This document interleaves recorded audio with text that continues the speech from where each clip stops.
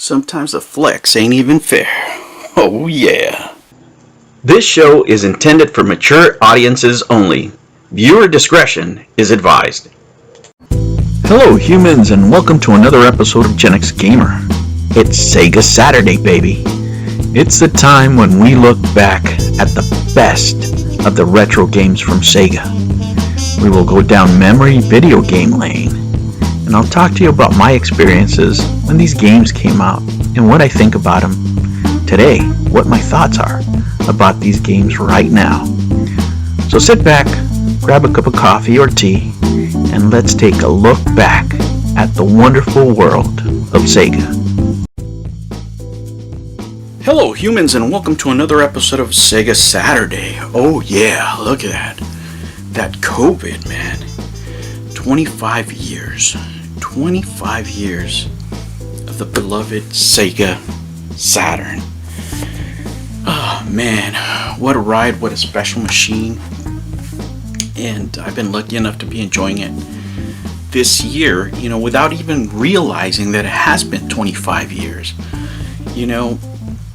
There's everything on the internet regarding this machine. Every spec, information, pertinent, down to the voltage, right? As far as information on this machine. But everybody remembers history with their particular consoles a different way. For me, when I saw this machine, to me what made the Saturn special is I knew it was a superior machine. As soon as I saw it, I knew it was a superior machine. And at the time, it was $400. And let me tell you, if you went back in time and judged it accordingly with the technology, with what you got, it was worth every penny. It really was. Now, I owned a PlayStation at the time. I wanted Saturn, but I just couldn't afford it. It was just not in the realm of possibilities, and how out of reach it was for me. Just let me tell you that the machine itself was, the $400, but I made like $250 a week with a family. So it was completely out of reach, right? Completely out of reach for me. And it was just, I remember watching the commercials. I remember watching the system, and to this day, look, I can show you better than I can tell you. This is a Saturn, right? Check it out. We're gonna zoom in. Look at that. I got technology. Check that out. Look at that beautiful baby. Now look, next to it, 2 generations later, is the Xbox. Which one is a better looking machine? Hands down, it's a Saturn. It looks like even a more modern console. It's more polished. Down here, don't get me wrong, I love the Dreamcast. But as far as aesthetics, there's no comparison. There's the N64. You're not going to tell me that this is better looking than Sega Saturn. I love all these machines, but I had a special connection with the Saturn. Let me refocus back here. I had a special connection with the Saturn. Why? In a weird way, in a very weird way, I identified with the Saturn, the console, personally, which I'm going to try to explain, right? The Saturn was a console that was superior in every way to everything else on the market. But nobody could see it, right? And that's how I felt during that time. Look, I have all this potential, right? And it's just unrealized potential. And there's so many great things, and I would read so much about the console. And the different games are coming out in Japan. And let me adjust here again. And the games that were being released, the games that were being made, the arcade ports. Oh my gosh, the fighting games. They were, to me, in my eyes, they were perfect translations of the arcades, far superior to anything that the PlayStation had. And that's how I felt personally, it was that underappreciated machine in the market, and forever it will be. Now I think it gets the love from the real fans, from the real Sega fans that it deserves, that it rightly deserves.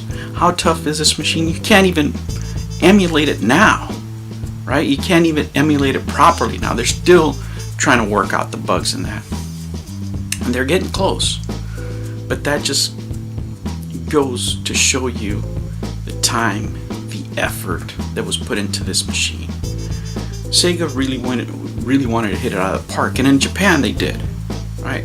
In Japan they did. They dominated the market in Japan, far superior than the N64.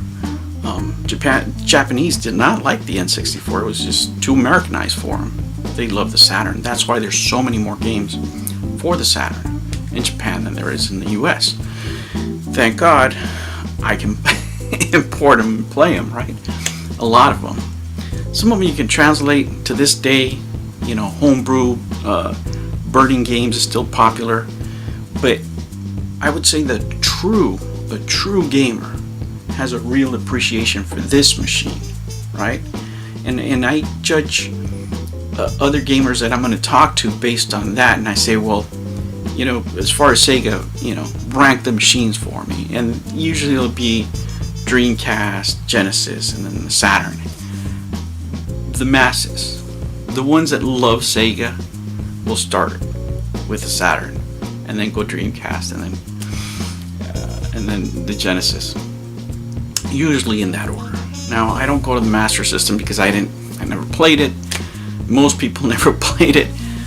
It wasn't really popular here in the States. Some sold, but Nintendo was king at the time. And I came into Sega right after the Nintendo, right? And the reason people get attached to machines, a lot of times it's economic. I didn't own this machine when it first came out. Not because I didn't love it.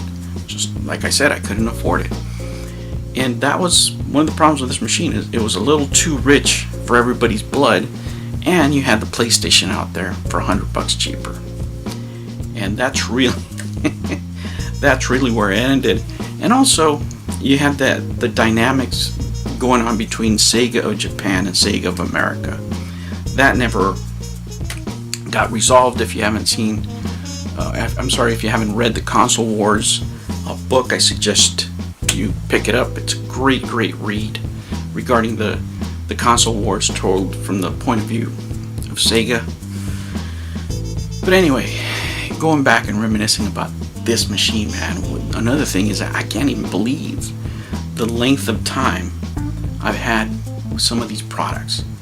If I had to go back as a kid and think to myself that I was going to be attached to these things for such a long time, not because of the material value, it's not. This has sentimental value for me. This machine was with me through the toughest times, just like, you know, other systems that I own. You know, sometimes when you have tough times, video games is some of the best ways to work out those feelings, you know, in a positive way. And that's what I've used video games throughout my life for.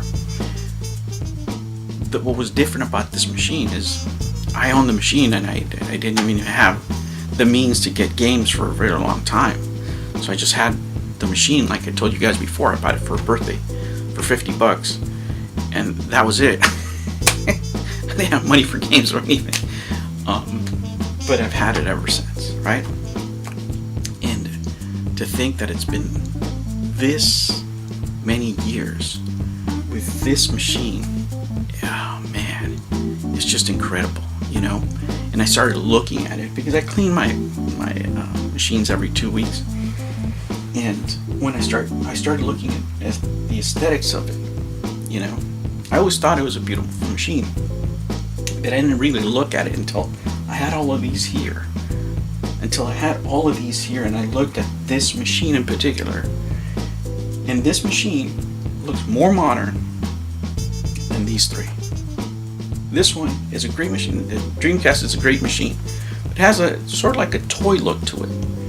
This looks like a gamer's console, a professionally made high performance machine. That's exactly what this looks like, and that's exactly what it is. 25 years hasn't taken any, and I mean any, shine off this machine. It just gets better and better with time. The memories get better and better with time. And if you don't own one, and if you want to see some really cool games from yesteryear, I suggest you pick one up, because this embodies the best, and I mean literally the best, as far as engineering that Sega ever put out. Alright humans, that was a video for today. Man, it's been a tough week. Thank you for waiting for Sega Saturday. I had a few things going on, and on top of that I threw out my back. But I didn't miss a day of work. Didn't do it.